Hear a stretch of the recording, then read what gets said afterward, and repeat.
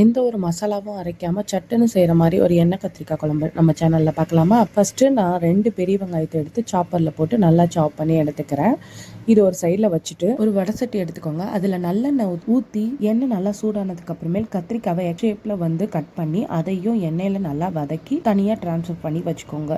இப்போ அதே எண்ணெயிலேயே கடுகு, சீரகம், வெந்தயம், உளுத்தம்பருப்பு இதெல்லாம் சேர்த்து நல்லா வதக்கிக்கோங்க. வதக்கினதுக்கு அப்புறமேல் சாப் பண்ணி வெங்காயத்தையும் போட்டு நல்லா வதக்கி வச்சுக்கோங்க.